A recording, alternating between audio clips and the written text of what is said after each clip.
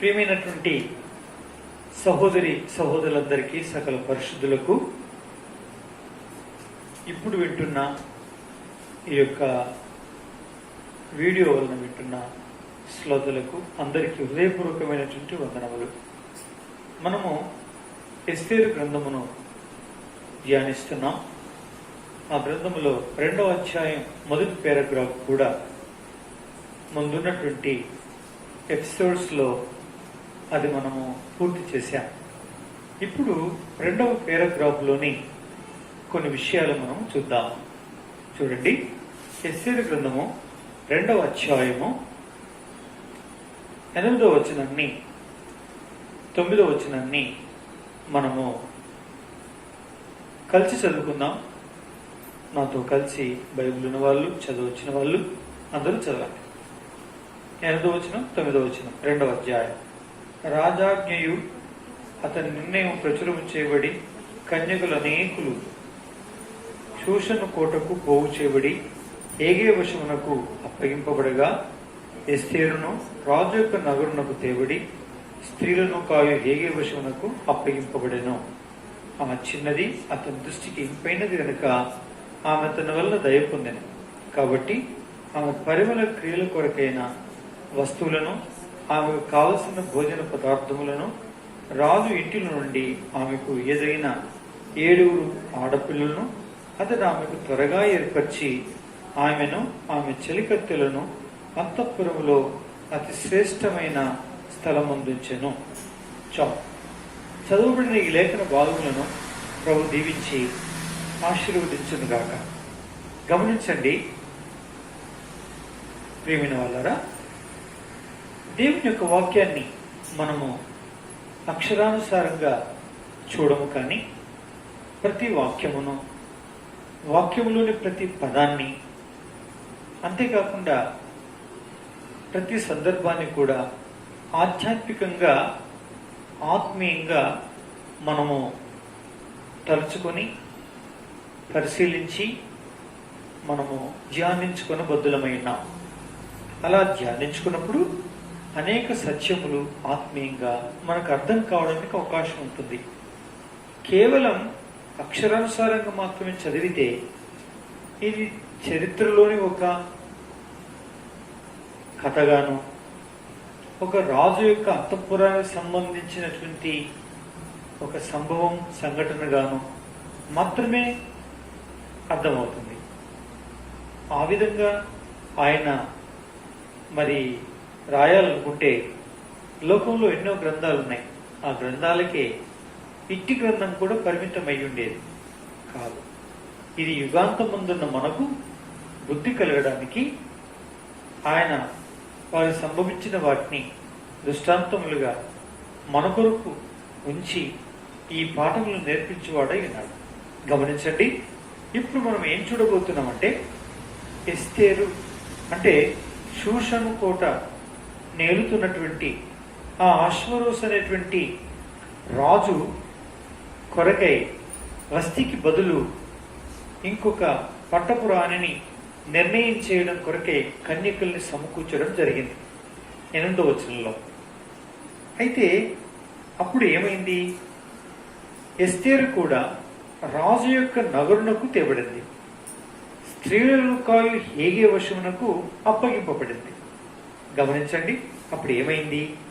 ఆ చిన్నది అతని దృష్టికి ఇంపైనది గనక ఆమె అతని వలన దయ పొందెను. చూడండి, 2 విషయాలు మనము గమనించాలి. ఇప్పుడు కన్యకలు అనేకులు సమకూర్చబడ్డారు. అందమైన వారు, సౌందర్యవతులు ఎంతో మంది సమకూర్చబడ్డారు. కానీ అందరూ దయ పొందలేదు. ఎందుకు హేగే యొక్క దయను పొందలేదు? అందుకే అంటారు అండి, పువ్వు పుట్టగానే పరిమళిస్తుంది. ఆది ఆరంభంలోనే హేగే వశానికి కొద్దిమంది కన్యకలను తీసుకొచ్చి అప్పగించేసరికి ఆ మొట్టమొదలే హేగే అనేటువంటి ఆ యొక్క నపుంసకుడి యొక్క దృష్టికి ఇంపైనదంట, దయ పొందిందంట. చూసారా, ఇంపైంది దయ పొందింది. ఎంత అద్భుతం! కాబట్టి నా ప్రియమైనటువంటి వల్లరా, ఈమె గూర్చి మరి ఒక చక్కటి మాట రాయబడింది 7వ వచనంలో. ఏమని అంటే 7వ వచనం చివరిలో, ఆమె అందమైన రూపము సుందర ముఖము గలదై ఉండెను. అందమైన రూపం సుందర ముఖము గలదై ఉండెను. ఎంత మంచి మాట! కాబట్టి అందమైన ముఖం, అందమైన రూపము సుందర ముఖము గలది. చూసారా? కాబట్టి కొద్దిమంది తెల్లగా ఉంటారు, కానీ చూడబుద్ధి కాదు వాళ్ళు. ఎందుకు? ఏమో తోలు తెల్లగా ఉంటుంది కానీ చూడ్డానికి అంతా ఇంపుగా అనిపించారు కదండి. అట్లా కొద్దిమంది చాలా అలంకరించుకుంటారు, అనిపిస్తుంది వెనక నుంచి చూస్తే, పక్క నుంచి చూస్తే, అమ్మో వీళ్ళు ఎంత అందంగా ఉన్నారో అని. ముందు నుంచి చూసేసరికి అబ్బాయి మళ్ళీ చూడబుద్ధి కాదు. ఇదేంటండి? అమ్మో ఈమె అలాంటిది కాదు, అందమైన రూపం సుందర ముఖం కలిగింది. కాబట్టినేమో హేగే ఆమెను చూసేసరికి ఇంపైనది కాబట్టి దయ పొందింది. చూసారా? ఇంపైనది దయ పొందింది. కాబట్టి పిల్లరా, మరి ఈ యొక్క భూలోకంలో దేవుని ప్రజలమైనటువంటి మనల్ని ఎవరు చూసినా సరే, మన మాటలు, మన శ్రేష్టలు, మన యొక్క నడవడిక, మన యొక్క పద్ధతులు, మన యొక్క సమస్త విధములైనటువంటి ఇవన్నీ కూడా ఎలా కనిపించాలి? ఇంపైనవిగా కనిపించాలి. ఇంపైనవిగా కనిపించాలి. ఎప్పుడైతే ఇంపైనవిగా కనిపిస్తాయో తప్పనిసరి దయ పొందుతాం. ప్రియుల వల్ల ఇంపుగా కనిపించలేదు మన మాటలు, మన యొక్క వైఖరి, మన నడవడిక, మన లక్షణాలు ఇంపుగా కనిపించలేదు, ఇష్టం అనిపించలేదు అనుకోండి, ఎవరి దయ మన మీద ఉండదు. అందుకే మనం దేవుని ప్రజలైనటువంటి వారం సంఘముగా ఈ కన్యకులు సమకూర్చబడినట్టు శూషాను కోటకి మనం సమకూర్చబడి క్రీస్తు యేసు ప్రభు వారి స్వరక్తమిది సంఘములో చేర్చబడ్డామే. మనల్ని చూసిన వారికి కూడా ఇంపనిపించాలి, తప్పనిసరి దయ పొందేవారమై ఉండాలి. పిల్లరా, ఈమె బేసికల్గా అంటే మరి ఆరంభంలోనే ఇంపైనదిగాను, తర్వాత దయ పొందినదిగా అయింది. కాబట్టి పిల్లరా, ఆ సమస్త సామ్రాజ్యమంతటి కూడా రాణి అయింది. పిల్లరా, అహష్వేరోషు అనే రాజుకు భార్య కాగలిగింది. ఆమె ఈ పుస్తకం యొక్క లాస్ట్ వరకు చదివితే తన జాతి అంతటికి కూడా అవన్నీ తీసుకుని వచ్చింది. దేవుని నామానికి మహిమ తీసుకురాగలిగింది. అన్య దేశమందు దేవుని నామం ఘనపరచబడగలిగింది. చూసారా? కాబట్టి ఏది పునాదిగా తన జీవితంలో ఇచ్చి కార్యం అవ్వడానికి ప్రారంభమైంది అని మనం చూస్తే, ఇంపైనటువంటి తన యొక్క ప్రవర్తన జీవితము అందరి దయను పొందేదిగా చేసింది. అందమైన రూపము సుందర ముఖము గలదైనటువంటి ఈమె ఇంపైనదియు అందరి దయ పొందినదిగా మారింది. చూసారా? కాబట్టి దేవుని ప్రజలైనటువంటి వారు మనం ఇట్టి దివ్య లక్షణాలని మనము అనుభవించుకునే వారము, మన జీవితాల్లో మనము స్వతంత్రించుకునే వారమును అయి ఉండాలి కదండి. అవును, దేవుని యొక్క వాక్యంలో మనం చూస్తే అపోస్తలుడైన పౌలు పత్రికల్లో ఇలా రాసి పంపించాడు. ఆ పంపించినటువంటి పత్రికల్లో ఏం రాయబడింది? 5వ అధ్యాయం ఎఫెసీయులకు రాసిన పత్రిక 1వ వచనాన్ని 2వ వచనాన్ని మనము చదివితే, దేవుని ప్రజలైనటువంటి వారు ఎప్పుడు ఇంపైన వారును అనేకుల దయను సంపాదించుకున్న వారును అవుతారండి. అని అంటే ఎఫెసీయులకు రాసిన పత్రిక 5వ అధ్యాయం మొదటి 2 వచనాలు నేను చదువుతాను, వినండి. కావున మీరు ప్రియులైన పిల్లల వలె దేవుని పోలి నడుచుకునుడి.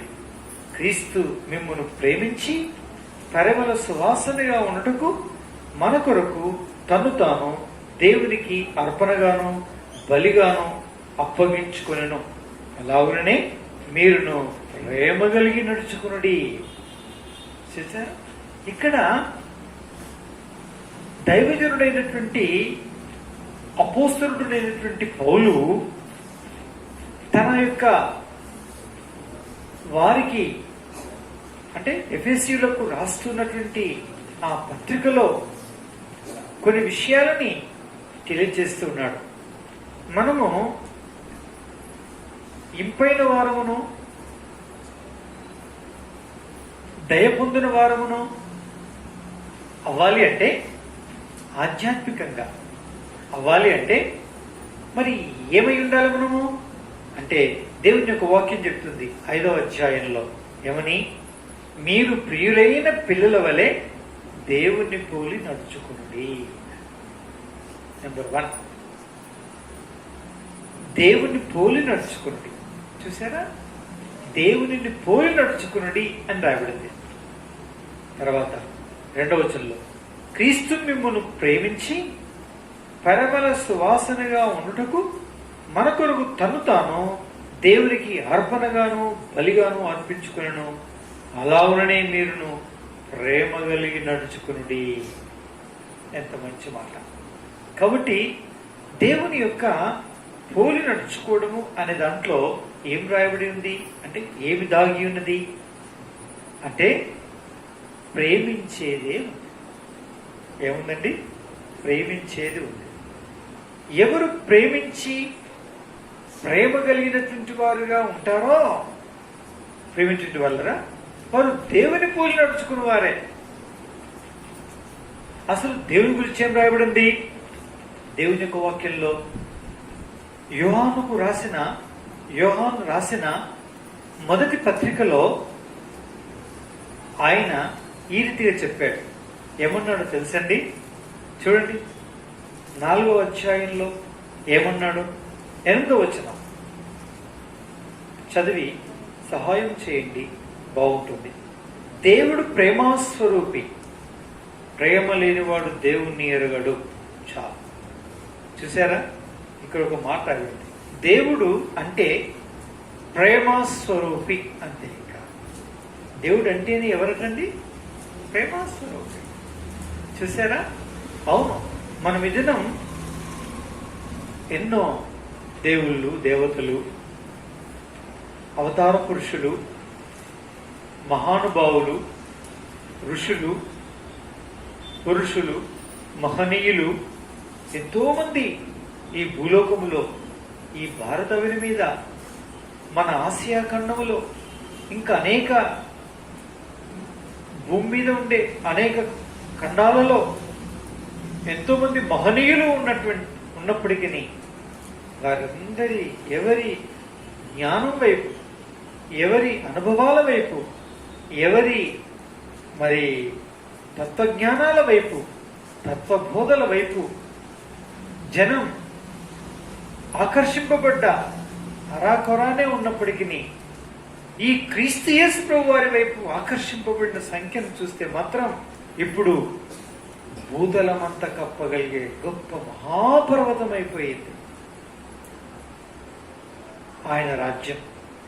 ఆయన రాజ్య పౌరులు, క్రైస్తవులు, దేవుని ప్రజలైనటువంటి వారు సవిస్తారమైన జనమైపోయారు. ఎందుకయ్యారండి? ఆయన ప్రేమస్వరూపి. ఎవరండి ఆయన? ప్రేమస్వరూపి. ఆయన ప్రేమస్వరూపి అనగా ప్రేమ అనేటువంటి దానికి మరో రూపమే ప్రేమ అంటే ఉంటుంది అనే దానికి ఉదాహరణే యేసు క్రీస్తు ప్రభువారు. చూసారా? అంటే ఏం ప్రేమ ఈ ప్రేమ? అమ్మో, ఈ ప్రేమ ఏం ప్రేమ అంటే పిల్లరా, ప్రాణం తీసే ప్రేమ కాదు ఇది. ప్రాణం పెట్టిన ప్రేమ. ప్రాణం పెట్టిన ప్రేమ కాదా? ప్రాణం పెట్టిన ప్రేమ. అందుకే క్రీస్తు మనను ప్రేమించి పరమల సువాసనగా ఉండుటకు మన కొరకు తను తానే దేవునికి బలిగా అర్పణగా అర్పించుకునేను. కలువరి శిలువలో అన్యాయపు తీర్పును పొంది శిలువకు అప్పగించబడి క్రూర శిలువ అనుభవాన్ని అనుభవించి ఆత్మను ప్రాణాన్ని దేహమంతటిని అర్పించి రక్తమంతా మన కొరకు కాచి చనిపోయి సమాధి చేయబడినాడు. ఈ విధంగా అర్పించుకున్నవారు, మన మీది ప్రేమతో అర్పించుకున్నవారు ఈ భూప్రపంచంలో ఎవరు కూడా లేరండి. ఒక చోట ఇలా సంభవించిందంట. ఒకే ఒక కొడుకు పాపం చనిపోయాడు. ఒక తల్లి భయంకరంగా ఏడుస్తుంది. ఏడవనిచ్చారు. ఒకరే కొడుకు కదా పాపం అని ఏడవనిచ్చారు. తీసుకుపోవడానికి అంత సంసిద్ధం అవుతుంది. ఏడుస్తూనే ఉంది. తీసుకుపోయారు కూడా, ఏడుస్తూనే ఉంది. బంధు దగ్గర తీసుకుపోయారు, ఏడుస్తూనే ఉంది. ఇంకా కొన్ని నిమిషాల్లో ఆ బంధులో పెట్టబోతారు. ఇక ఆ భౌతిక కాయాన్ని పట్టుకొని ఇడవట్లేదు. చాలా కష్టమైంది. తల్లి నుంచి ఈ భౌతిక కాయమును వేరు చేసి సమాధిలో పెట్టడానికి చాలా యాతన పడ్డారు. అందులో ఒక పెద్ద మనిషి ఈ మాట అన్నాడు. ఏమన్నాడు తెలుసా? అరే, ఇంతగనము పట్టుకొని ఏడుస్తుందంటే ఎంతో ప్రేమ ఉంది ఈమెకి. అయినా ఈమె బ్రతికినా గాని తన కుమారుని స్మృతులను మర్చిపోయేటట్టు లేదు.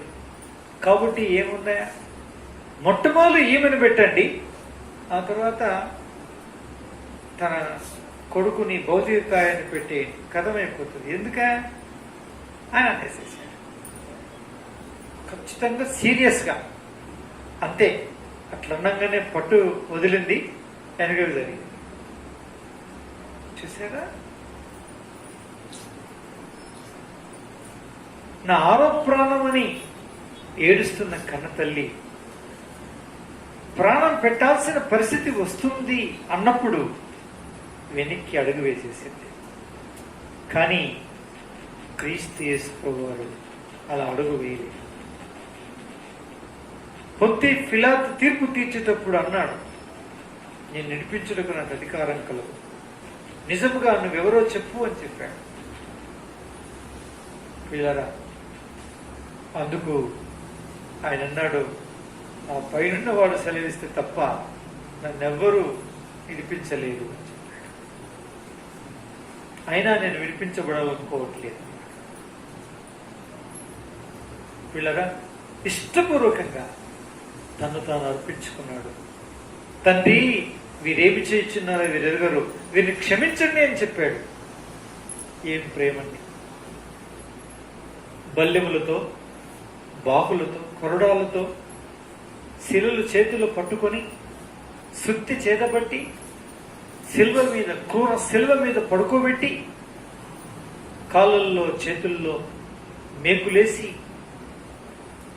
బిగిస్తూ ఉంటే నవజీవాలన్నీ ఒక్క దగ్గరికి వచ్చి ఎంతో భయంకరంగా కృషించిపోతున్నటువంటి, వీళ్ళరా మెలకలు తిరుగుతున్నటువంటి క్రీస్తు యేసు ప్రభు వారి శరీరంలో తన ప్రాణాన్ని ఆత్మను అప్పగించుకున్నాడు. కానీ నన్ను నడిపించండి అని మాత్రం కూడా. నా పిల్లరా, నీ కొరకు నా కొరకు యేసుక్రీస్తు ప్రభువారు ఇంత ప్రేమ చూపించాడంటే ఏ తల్లి, ఏ తండ్రి, ఏ సోదరి, ఏ సోదరులు, ఏ స్నేహితుడు, ఏ ముఖ్య స్నేహితుడు కూడా ఈ భూప్రపంచంలో ఉండే ఏ వక్తలు, ఏ వ్యక్తులు, ఏ పురుషులు, ఏ మహనీయులు, ఏ మహాపురుషులు ఎవరు చేయని కార్యాన్ని క్రీస్తు యేసు ప్రభువారు మన కొరకు, నీ కొరకు, నీ కొరకు, నీ కొరకు, నీ కొరకు, నా కొరకు, మనందరి కొరకు అర్పించుకుని ఆయన తన ప్రాణాన్ని పెట్టాడు. పిల్లరా, ఇది ప్రేమకు మరో అర్థం. పిల్లరా, ప్రేమకు మరో అర్థం తను తాను అర్పించుకునేది. ఆ పని క్రీస్తు ప్రభు మాత్రమే ఒక్కడే చేశాడు. చేసి తను చనిపోయినట్టే చనిపోయి తను చేయాల్సిన కార్యమును పాతాళములో సైతాను యొక్క శక్తులను బంధించి వాటి ఓడించి ఆయన తలను చితకనరికి మరణం యొక్క బలం కలవాడని అపవాదిని ఓడించి పిల్లలు తిరిగి ఆయన లేచాడు. అందుకే ఆయన చనిపోయి సమాధ్యపడి తిరిగి లేచిన కారణాన పిల్లరా ప్రేమ కలిగిన వాడు మరణాన్ని జయించినవాడు. ఇక ఈ భూ ప్రపంచంలో ఎవరు కూడా యేసు ప్రభువు ఒక్కరు మాత్రమే. అందుకే ఆయనందు రక్షణ ఉంది, ఆయనందు మనకు పాప క్షమాపణ ఉంది పిల్లరా. అందుకే ఆయన వైపు సమస్త లోక నివాసులు ఏమైపోయారండి? ఆకర్షింపబడ్డారు. దేశాలకు దేశాలే, ఖండాలకు ఖండాలే, జాతులకు జాతులే, భేదమేమి లేకుండా యేసు ప్రభు ప్రేమ వైపు ఆకర్షింపబడి పిల్లరా రక్షణ మారు మనసు పొంది పాప క్షమాపణ పొందగలిగారు. ఇలా పొందగలిగిన వారు భూప్రపంచంలో ఎవరు కూడా లేరు. యేసు క్రీస్తు ప్రభు వారు పిల్లరా చేసిన కార్యం ఒక్కటే మనల్ని ఆకర్షించి మనల్ని రక్షించగలదు. ఇంకేది కూడా ఈ భూలోకంలో లేనే లేదు పిల్లరా. ఈ గొప్ప భాగ్యం యేసుక్రీస్తు ప్రభు వారి ద్వారా మనకు కలిగింది. ఎందుకు? ఆయన ప్రేమ స్వరూపి. చూసారా, ఇదంతా మనం ఎందుకు చెప్పుకున్నాము? ప్రేమైనటువంటి వాళ్ళరా, ఎందుకు చెప్పుకున్నాము మనం అంటే, ఎవరు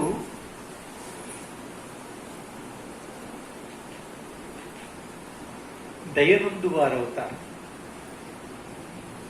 ఎవరు ఇంపైన వారవుతారు, ఎవరు ఆకర్షించేవారవుతారు?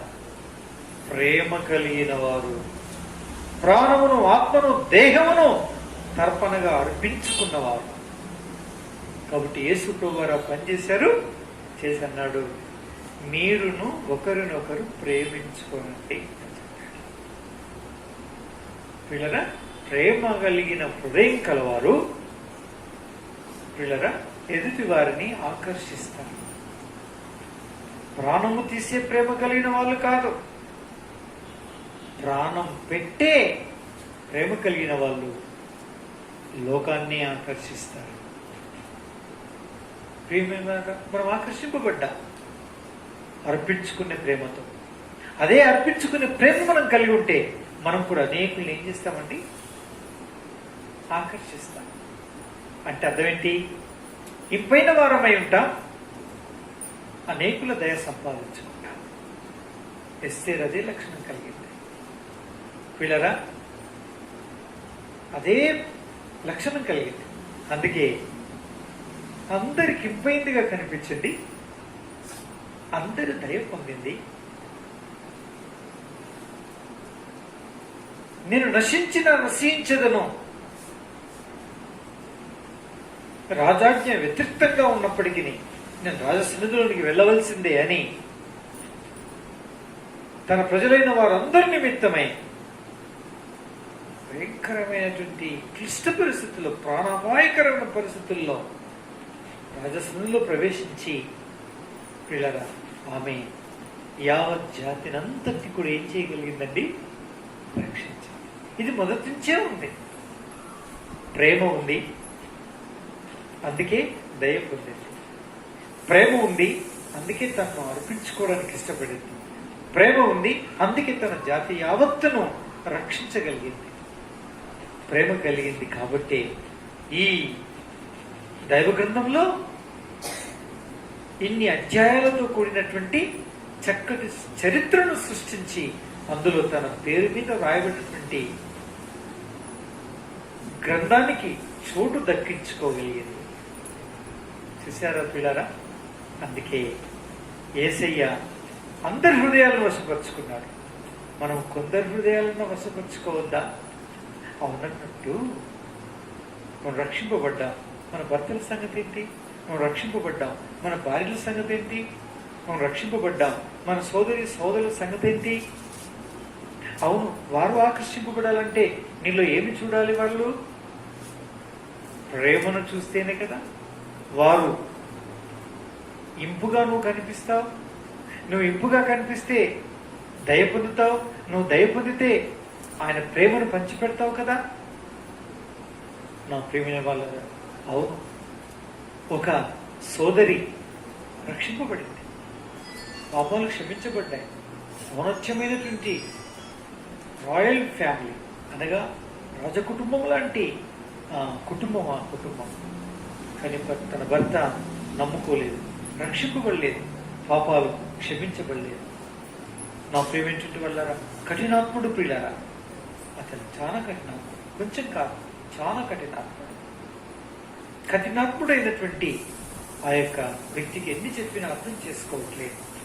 ఒకసారి ఏమైంది, ఏం సంభవించింది? ఎప్పుడు హింసిస్తూ ఉంటాడు, ఎప్పుడు కొడుతూ ఉంటాడు, తిడుతూ ఉంటాడు, రసలు చేస్తూ ఉంటాడు, రమస చేస్తూ ఉంటాడు. ప్రేమించేది ఎంతో చాలా తక్కువ, ద్వేషించేది ఎక్కువ. ఎందుకు తెలుసా? యేసు ప్రభువును అంగీకరించినందుకు. కానీ అది మాత్రం ప్రేమిస్తూనే ఉన్నాడు. ఒకరోజు టిఫిన్ చేసుకున్నాడు, బయలుదేరబోతున్నాడు. పిల్లరా, ప్రతిరోజు దినచర్య ఏమిటి అంటే ఆయనను తీసుకొస్తుంది. తిన్న తర్వాత లాస్ట్ రూమ్లో ఆయన కూర్చుంటాడు. అప్పుడు షూ వంగి తన కాలుకు పొడిగిస్తుంది.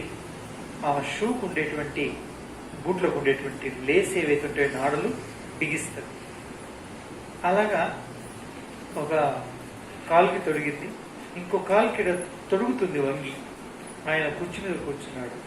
అప్పుడు తనకెంత బలముందో అంత బలముతో ఒక్కసారి ఇలా కొట్టేసేది. వంగి చేస్తుంది కాబట్టి మొత్తం ఇలా ముక్కుకు పెరుగులకి తగిలింది. అంతే, వెంటనే ముక్కు బెదిరింది, రక్తం కారడం ప్రారంభమైంది. కారుతుంది. ఏమాత్రం తేడా లేకుండా, ఒక్క రక్తం చుక్క కూడా ఆ యొక్క షూ బూటు మీద పడకుండా జాగ్రత్త పడి కొంగుతో తుడుచుకుంటూ అదే స్పీడ్ వేగంతో నాడులు రెండింటికి బిగించి లేచింది చిరునవ్వుతో. తనకు ఆశ్చర్యం వేసింది. మళ్ళీ అలాగే తన చేతిని తన యొక్క భుజం మీద వేసుకొని గేటు తీసి వెలుపల ఉండేటువంటి అంటే కారు దగ్గర తీసుకుని వెళ్ళి కారు ఎక్కించి అదే చిరునవ్వుతో వీళ్ళరా తనకు చెయ్యి ఊపి వీడ్కోలు చెప్పింది. అమ్మ బాబోయ్, ఇంకా రైళ్లు పరిగెత్తుతున్నాయి అతనిలో. అరే ఏం మనిషి ఈ మనిషి, ముఖంలో మార్పు లేదు, చర్యలో మార్పు లేదు, విసుగు విరక్తి లేదు, సనువు గొనుగు లేదు, ఈసడింపు ఏమాత్రం కూడా లేదు. నేనెంత కీడు కలిగించినా ఏమాత్రం కూడా ఏమి అనట్లేదు, ఏంటిది?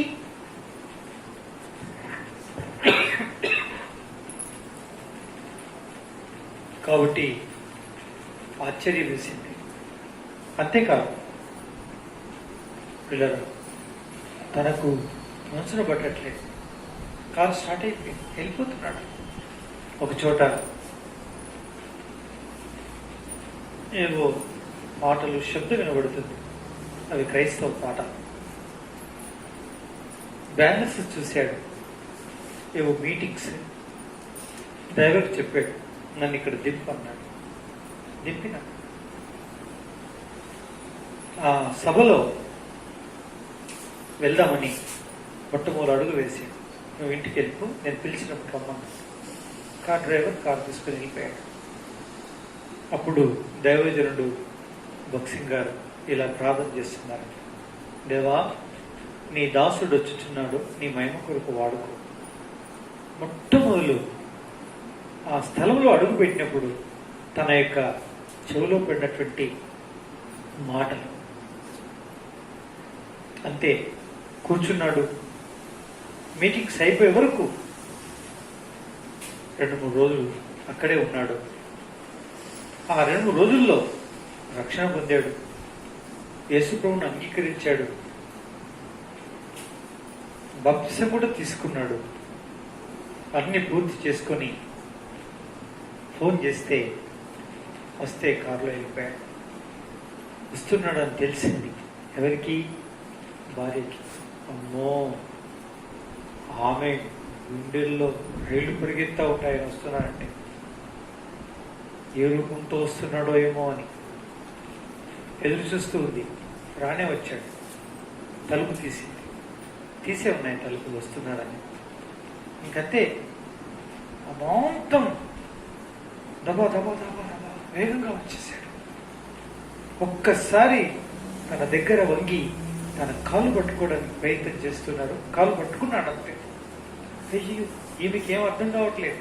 ఎందుకంటే క్రూరుడు కదా, కాళ్ళు పట్టుకోబోయి కాళ్ళు బట్టి ఎక్కకెత్తేస్తాడేమోనని.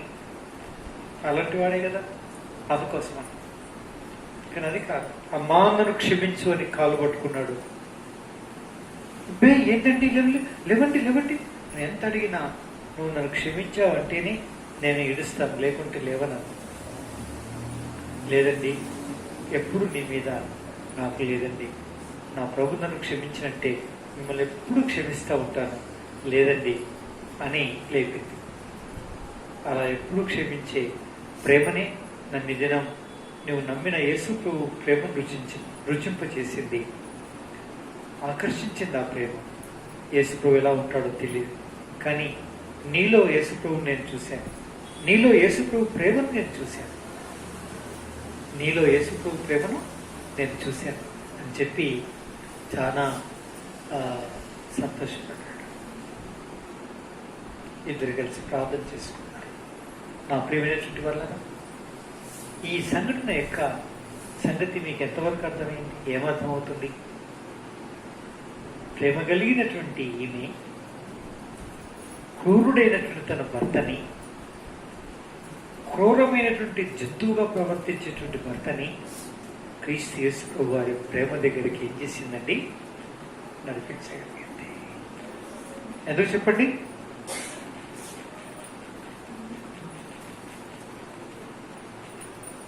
ఇంపైన తన ప్రవర్తన జీవితం యేసు ప్రభు కల్వరి దగ్గరికి ఆకర్షించండి.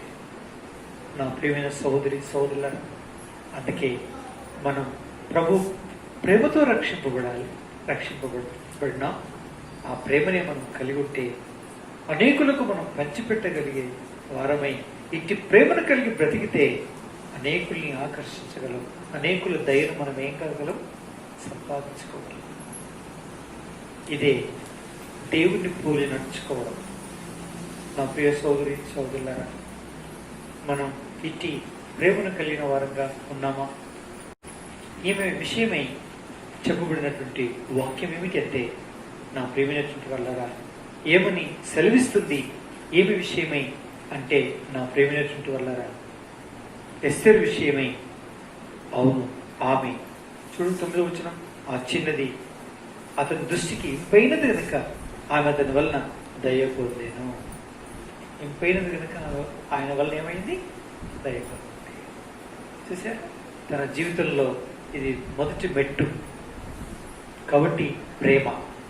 కాబట్టి మన జీవితంలో కూడా మన మనుషుల దయ సంపాదించుకోవడానికి, మనం ప్రభు యొక్క ప్రేమను కలిగి ఉన్నప్పుడు అనేకుల్ని ఆకర్షించడానికి మొదటి మెట్టు వీళ్ళ ప్రభు ప్రేమను కలిగి ఆ ప్రేమను బట్టి అర్పించుకునే వారమై ఉండాలి. కానీ అనగా ప్రేమించి మనం సంపాదించుకునే వారమై ఉండాలి.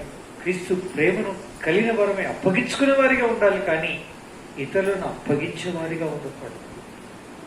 అప్పుడే అనేకులు మనం ఏం చేస్తామండి? క్రీస్తు కొరకు సంపాదించగలం, దైవ సంపాదించగలం, అనేకుల్ని క్రీస్తు శిలువ వైపు ఆకర్షించగలం. ఈ విధంగా ఇట్టి ప్రవర్తన జీవితాన్ని కలిగిన వారమైతే మన భర్తలని, మన భార్యలని, రక్షణ పొందని మన పిల్లలని, మన సోదరి సోదరులను, మన చుట్టూరా ఉండేటువంటి జనాన్ని మనం ఏం చేయగలమండి? క్రీస్తు యేసు ప్రభు వారి కల్వరి శిలువ వైపు ఏం చేయగలము? ఆకర్షించగలం. నా ప్రియులారా, అందుకే ఎస్తేరు హేగే యొక్క దయను ఎలా సంపాదించుకోగలిగిందంటే, ఇంపైన తన యొక్క నడవడిక, గుణలక్షణాలు, తనలో ఉండే ప్రేమ, ఆప్యాయతలు, ఈ దయను సంపాదించుకోగలిగింది. చూసారా? ఒక్క మాట చెప్పాలంటే ఎస్తేరు హేగే వశము చేయబడింది. కానీ ఇప్పుడు హేగే అనేటువంటి ఈ స్త్రీల కాపరి అయినటువంటి ఈయన అసలు ఎవరు వశమయ్యాడు? ఎస్తేరు వశమయ్యాడు. చూసారా? ఎస్తేరు యొక్క విచిత్రమైనటువంటి ప్రేమ, ప్రవర్తన, పవిత్ర నడవడిక వైపు ఆకర్షింపబడ్డాడు. చూసారా? ఒక అన్యుడు. మా ప్రియ సోదరి సోదరులారా, అందుకే మనం ఈ ప్రేమను, ఈ కల్వరి సిలువ ప్రేమను కలిగిన వారమై జీవిస్తే దేవుని పూలు నడుచుకున్న వారు, ఇట్టి పరిమళ సువాసన గల వారమై జీవిస్తూ ఉంటే మనలో నుంచి బయలుదేరే ఈ పరిమళ సువాసన ఆయనకు ఆరాధన అవుతుంది. ఆయనకు మనం ప్రార్థించే యాజకులు వేసే ధూపమవుతుంది, ధూప ద్రవ్యమవుతుంది. పిల్లరా, ఈ విధంగా అనేకులను మనం ఈ ప్రేమతో సంపాదించుకొని ఆకర్షించేవారమవుతాం. అందుకే ప్రియమైనటువంటి వాళ్ళారా, ఈ రీతిగా మనం ఉండుట కొరకు దేవుడు దీవించి మనని ఆశీర్వదించును కాక. ఇట్టి ప్రేమను మనం పొంది, ఇట్టి ప్రేమను మనం కలిగి ఉండి ఇతరులను అప్పగించేవారమై ఉండక మనం అప్పగించబడిన వారమై, ఇతరుని కరిగించేవారమై ఉండక కొవ్వు బట్టి వలె మనము కరిగిన వారమై, ఇతరులు మనం ప్రేమించాలని కోరక మనము ప్రేమించేవారమై,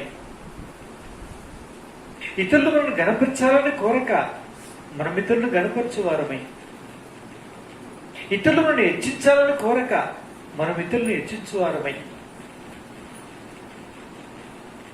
ఇతరులు మననే పలకరించాలని కోరక మనమే ముందు వారిని పలకరించేవారమై, ఇట్టి క్రీస్తు యేసు ప్రభు వారిని దేవుని పోలిన నడకను కలిగిన వారమై అనేకులను మనం ఆకర్షించుదుము గాక,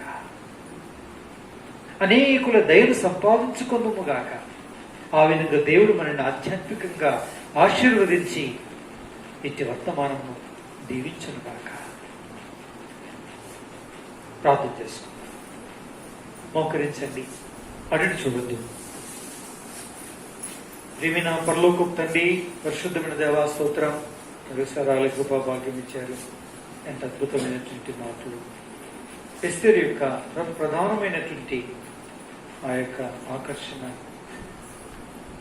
ఏగే దయను సంపాదించుకోగలిగింది. నిజముగా అతని వశము చేయబడింది, కానీ ఆధ్యాత్మికంగా ఏగేనే ఎస్తేరు యొక్క వశం కాగలిగాడు. దేవా, ఎంత ప్రేమ కలిగింది. ఆ నడవడిక ఎంత పవిత్రమైనది.